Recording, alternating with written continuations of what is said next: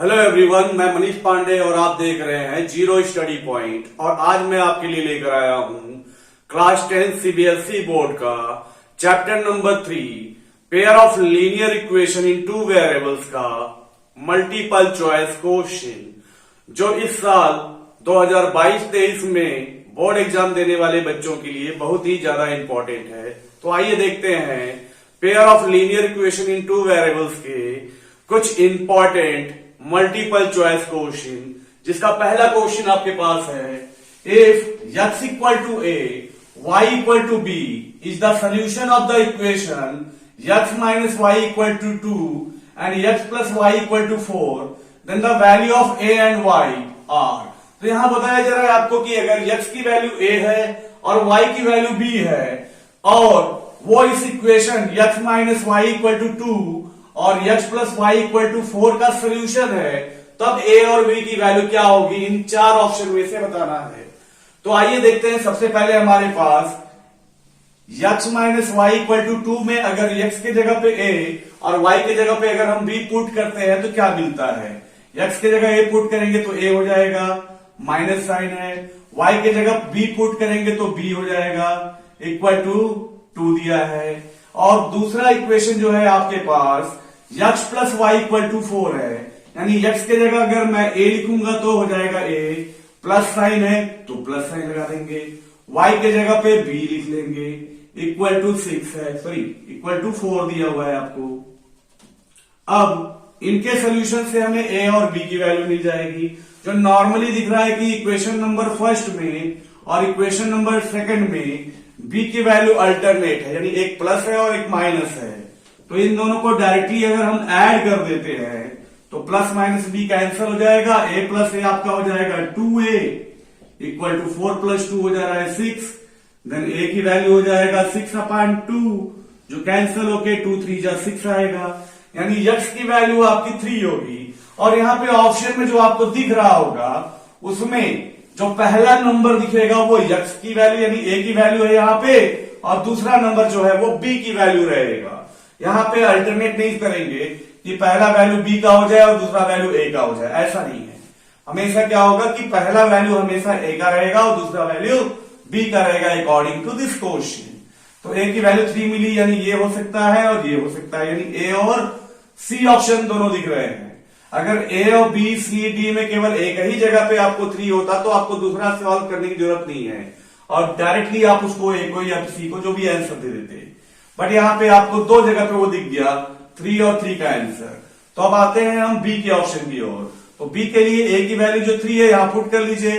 अगर यहां आप पुट कर लेते हैं सेकेंड इक्वेशन में तो आपके पास सेकेंड इक्वेशन में क्या है, a है जिसके जगह पे आप 3 लिख लेंगे इस इक्वेशन में, और b के जगह पे प्लस b इक्वल टू 4, यानी b की वैल्यू क्या हो जाएगी, 4 में से 3 माइनस करेंगे, RHS में जाएगा तो ये माइनस हो जाएगा क्योंकि प्लस में है।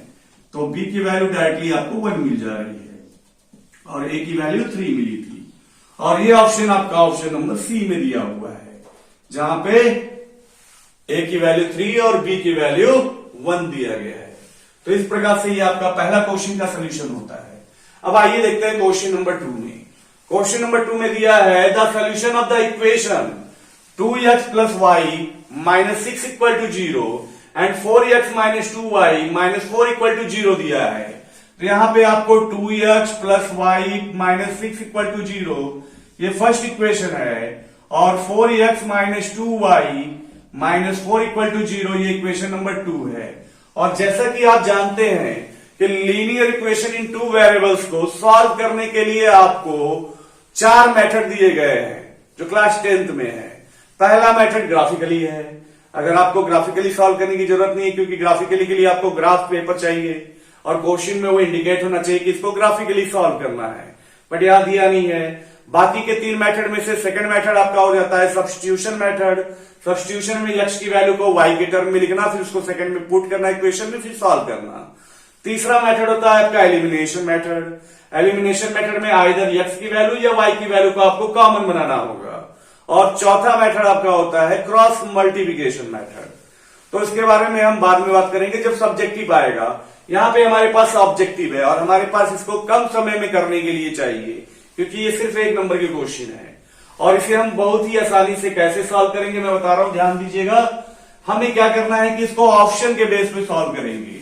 पहले हम क्या करेंगे कि ए वाले ऑप्शन को इक्वेशन नंबर 1 में पुट करके देखते हैं कि वो उसको सेटिस्फाई कर रहा है कि नहीं। अगर वो उसको कर रहा है तो ठीक, फिर हम बी को भी देख लेंगे। उसके बाद हम बी वाले ऑप्शन को देखेंगे, फिर सी के देखेंगे, फिर डी के देखेंगे।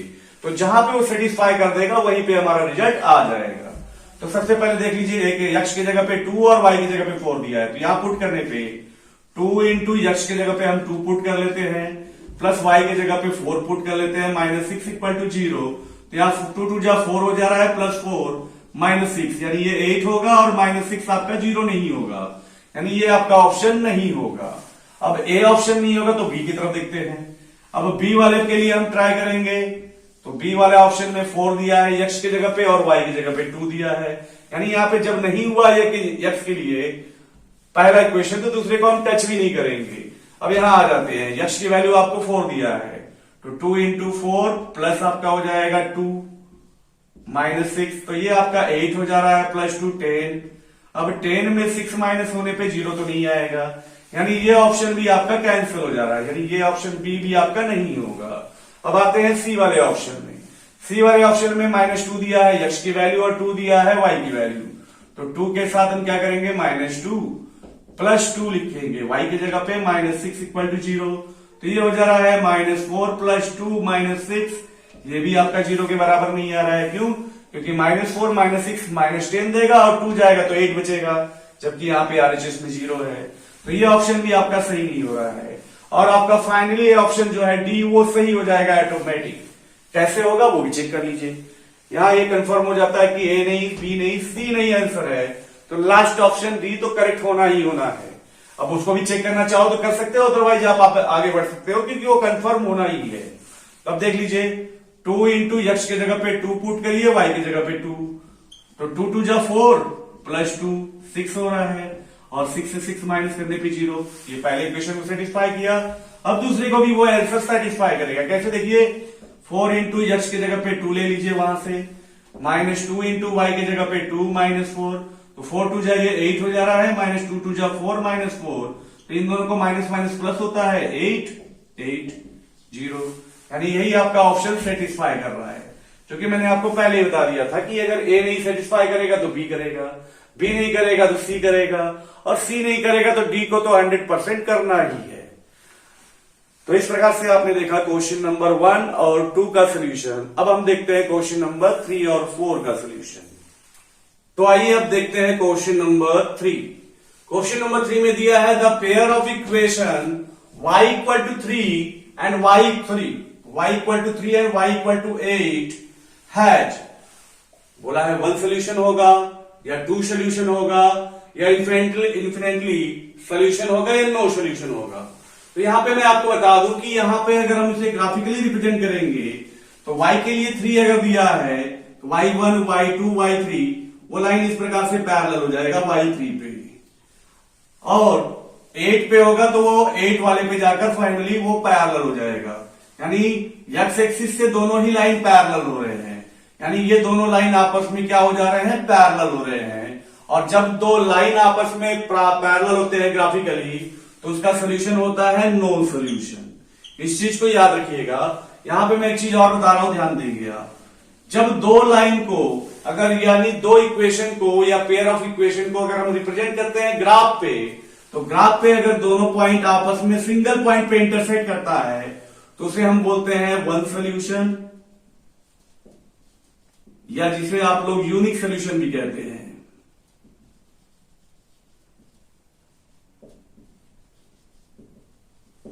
दूसरा, अगर दोनों लाइन पैरेलल हो जाता है तो इसे कहा जाता है नो सोल्यूशन,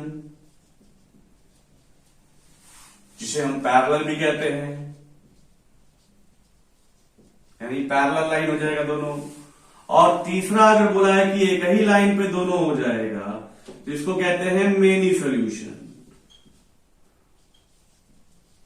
और जिसे हम लोग को इंसिडेंट भी कहते हैं, को इंसिडेंट भी कहते हैं। जबकि यहां पे आपने देखा x इक्वल टू 3 और y इक्वल टू 3 और y इक्वल टू 8, जब इसे हम ग्राफिकली रिप्रेजेंट करेंगे तो दोनों लाइन पैरेलल हो जाएंगे। और जब दोनों लाइन पैरेलल हो जाएंगे तो उसका सोल्यूशन होगा नो सोल्यूशन। अब आइए हम देखते हैं question number 4। Graphically the pair of equation 6x minus 3y plus 10 equal to 0 and 2x minus y plus 9 equal to 0 represent two line which are intersecting at exactly 1 point, यानी वो unique solution है। Intersecting of exactly 2 point, यानी ये आपका many solution की category में आ जाएगा। Coincident का मतलब हो जाएगा कि पूरे के पूरे सोल्यूशन मेनी में चले जाएगा। और डी पैरेलल, तो आपको एक चीज बता दें कि 2 पॉइंट पे एग्जैक्टली वाला कोई सोल्यूशन होता ही नहीं है। सोल्यूशन 3 ही होते हैं, या तो वो इंटरसेक्ट करेगा तो यूनिक कहलाएगा, पैरेलल होगा तो नो कहलाएगा, और कोइंसिडेंट जैसे कि मैंने यहां बताया था कि जब दोनों ही एक ही लाइन को रिप्रेजेंट कर देगा तो वहां पे वो कोइंसिडेंट कहलाएगा।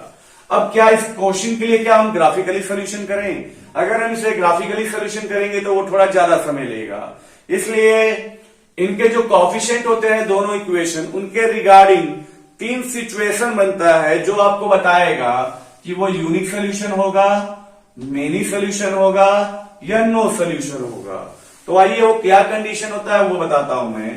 Condition A1 A2 B1 B2 और C1 C2 के ऊपर डिसाइड करता है, जिसमें हमारे पास A1 क्या है, A2 क्या है, B1 क्या है, B2 क्या है, C1 क्या है और C2 क्या है, पहले वो बता दूं मैं आपको। A1 क्या होता है, A1 B1 और C1 इक्वेशन 1 से रिप्रेजेंटेटिव होता है। A2 B2 और C2 इक्वेशन 2 से रिप्रेजेंटेटिव होता है, जिसमें A1 क्या होता है, the coefficient of x in equation 1 का होता है, और 1 के इक्वेशन का x का कोएफिशिएंट 6 दिया है तो A1 की वैल्यू 6 होती है। B1 की वैल्यू क्या होगी, coefficient of y in equation 1 -3 दिया है, और C1 क्या है, यहां पे 10 है, इक्वेशन 1 में कांस्टेंट टर्म होता है वो +10 है। सेकेंड इक्वेशन के लिए A2 B2 और C2 यूज किया जाता है, तो पहले x का कोएफिशिएंट 2 दिया है, एक 2 की वैल्यू हो गया। B2 में y केवल माइनस है, तो जानते ही हैं कि y माइनस का मतलब है कि -1 इंटू वाई होना, तो इसकी वैल्यू -1 हो गई। और यहां पे आपको C2 9 दिया है।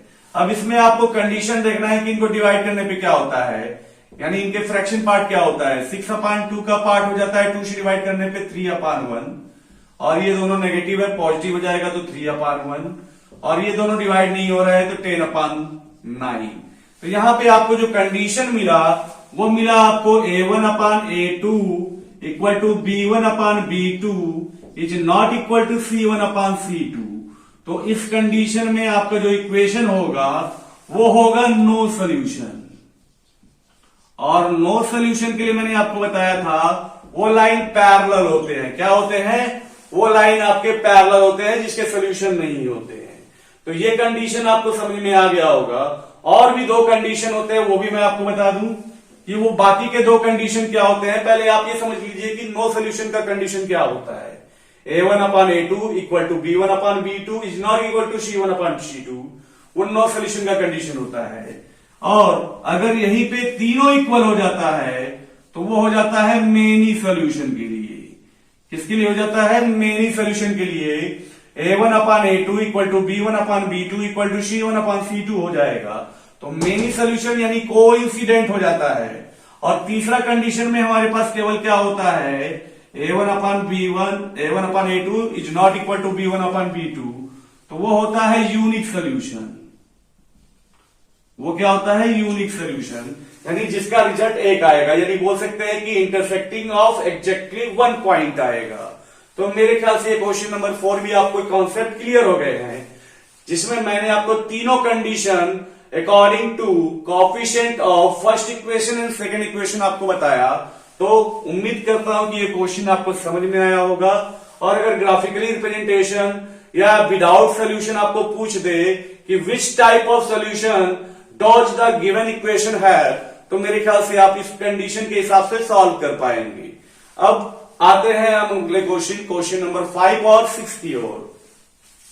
तो आइए अब देखते हैं क्वेश्चन नंबर 5। और क्वेश्चन नंबर 5 में बोला जा रहा है the pair of equation x plus 2y plus 5 equal to 0 and minus 3x minus 6y plus 1 equal to 0 have a unique solution, exactly 2 solution, infinitely many solution और no solution।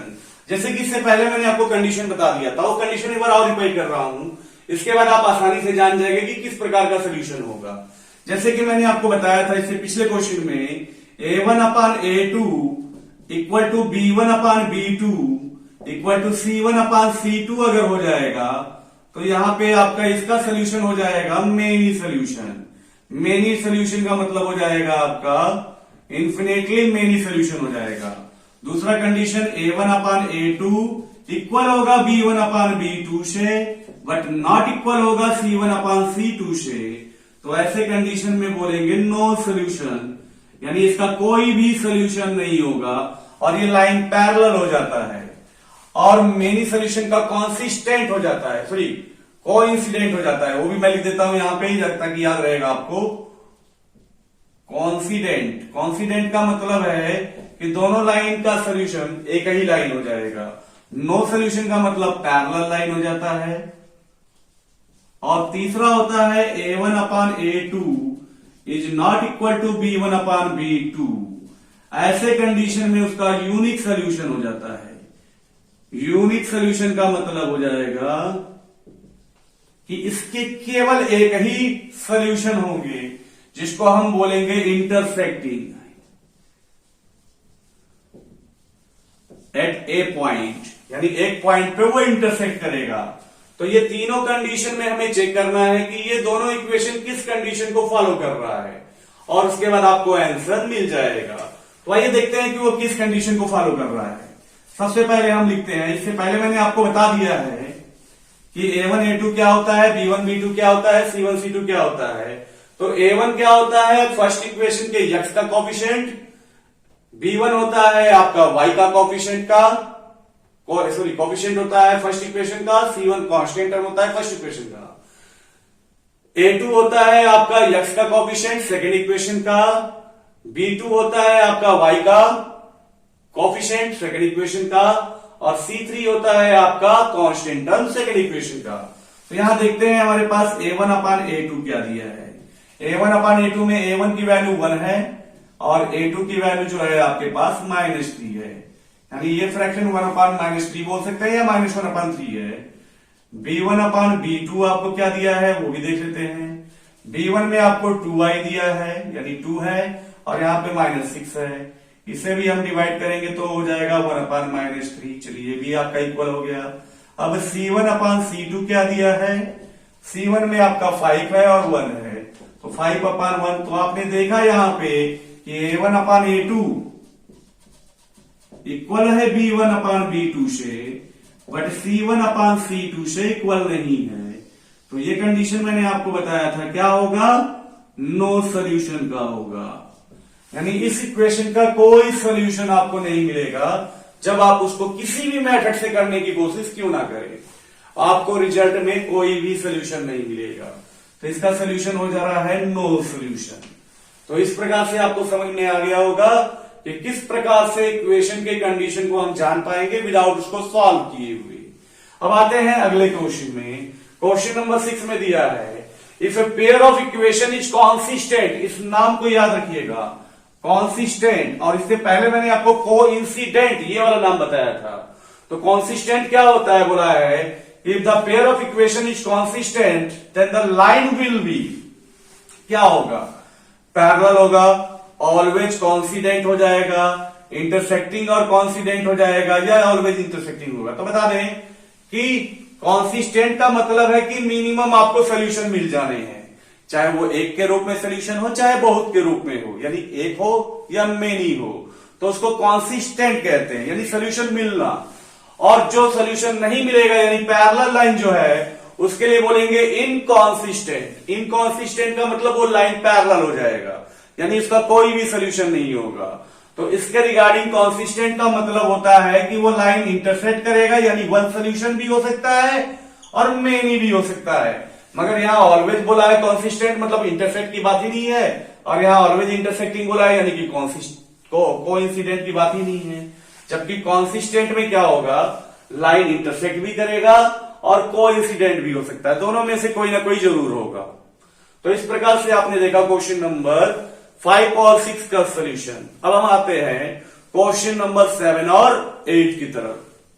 तो आइए question number 7 और 8 की तरफ। Question number 7 में दिया है आपको the pair of equation y equal to 0 and y equal to -7 है। तो इस तरह के क्वेश्चन मैंने पहले ही बताया था कि जब आपको y की वैल्यू ऐसे दिया है, ये आपका x की वैल्यू होता है, x डैश होता है, ये y होता है, ये y डैश होता है।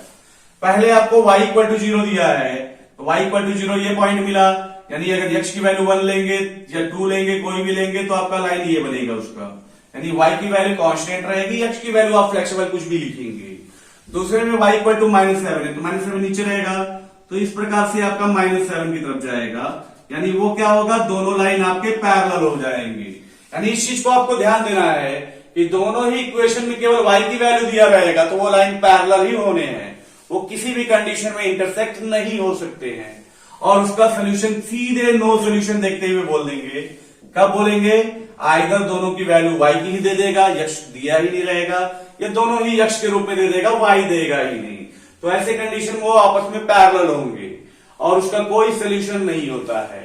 अब आ जाते हैं नेक्स्ट क्वेश्चन में, the pair of equation x equal to a and y equal to b graphically represent line which are. ये अगर ग्राफिकली हम सोल्यूशन करेंगे तो वो क्या बताएगा, पैरेलल बताएगा, इंटरसेक्टिंग करेगा वो b कॉमा a पे, या को इंसिडेंट हो जाएगा, या इंटरसेक्टिंग करेगा a कॉमा b पे।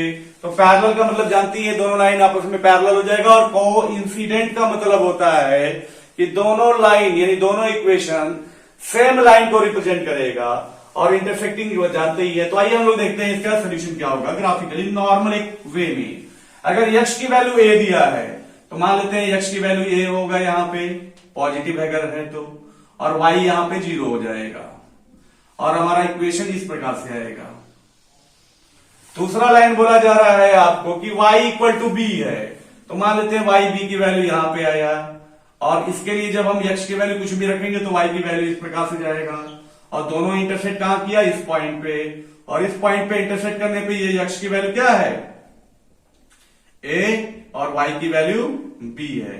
यानी कहां इंटरसेक्ट किया, वो a कॉमा b पे, नॉट b कॉमा a। याद रखिएगा कि जब भी हम कोऑर्डिनेट लिखते हैं तो पहले x की वैल्यू लिखते हैं, फिर y की वैल्यू लिखते हैं, मैंने बताया था इससे पहले। तो x की वैल्यू a हो गई और y की वैल्यू b हो गई, तो a कॉमा b पर इंटरसेक्ट करेगा। इस प्रकार से आपने देखा क्वेश्चन नंबर 8 का सोल्यूशन कैसा होता है। अब हम आते हैं क्वेश्चन नंबर 9 और 10, जो इस पार्ट के आखिरी 2 क्वेश्चन है। बाकी के 10 question pair of linear equation in 2 variables का हम लोग ट्राई करेंगे पार्ट 2 में। तो आइए देखते हैं क्वेश्चन नंबर 9 और 10 पहले। तो आइए देखते हैं क्वेश्चन नंबर 9, और क्वेश्चन नंबर 9 दिया है आपको, for what value of k do the equation 3x minus y plus 8 equal to 0 and 6x minus ky equal to -16 represent coincident line. Coincident line को represent करेगा तो k की value क्या होगा। तो यहां पे मैं आपको बता दूं कि सबसे पहले जब भी आप इक्वेशन देखेंगे और उसके कंडीशन अप्लाई करेंगे कि पैरेलल होगा, को इंसिडेंट होगा, या फिर आपका यूनिक सोल्यूशन देगा a1 upon a2, b1 upon b2 और c1 अपान c2 के बेस पे, तो आपको इसके लिए क्या करने हैं कि जो भी इक्वेशन रहेंगे वो पूरे के पूरे लेफ्ट हैंड साइड में रहेंगे, राइट हैंड साइड में केवल 0 रहेंगे। इस चीज को ध्यान देना है, अदरवाइज आपके सोल्यूशन मिस्टेक होंगे। इसलिए यहां पे मैं इसको रिप्रेजेंट कर दे रहा हूं, तो हो जाएगा 6x माइनस ky, और 16 माइनस में लेफ्ट हैंड में आएगा तो प्लस 16 इक्वल टू 0 हो जाएगा। अब हम आगे बढ़ते हैं, देखते हैं कि को इंसिडेंट लाइन के लिए क्या कंडीशन होता है।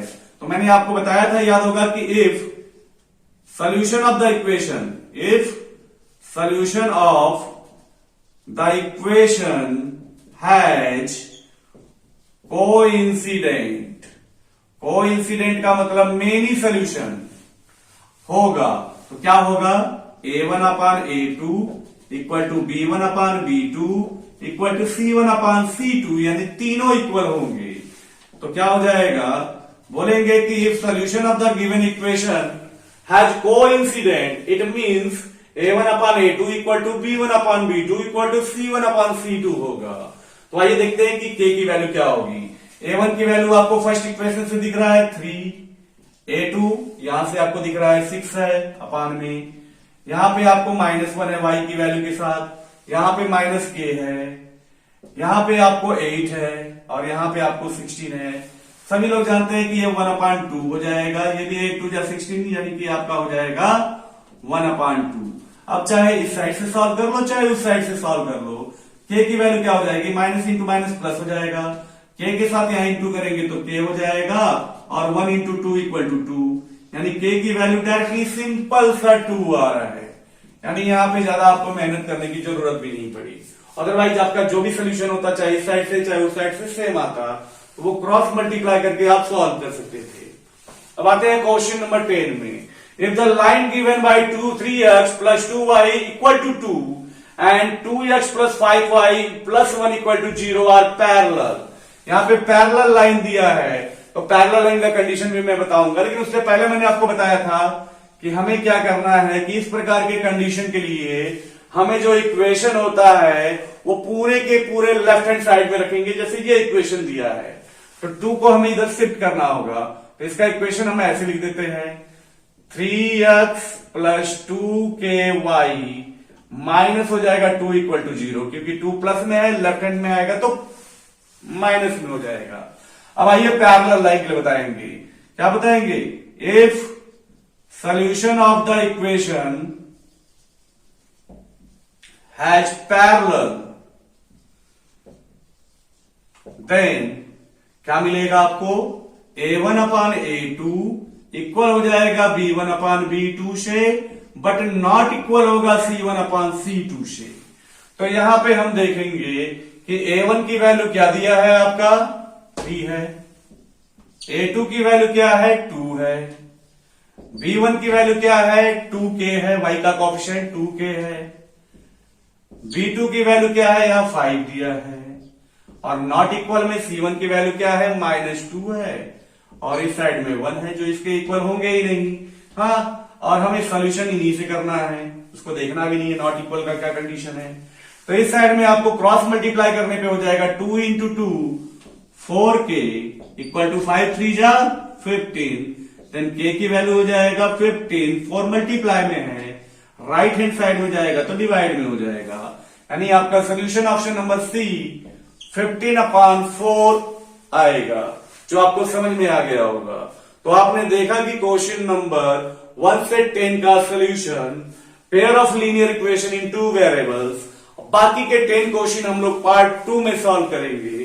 तब तक के लिए आप सभी लोगों का धन्यवाद।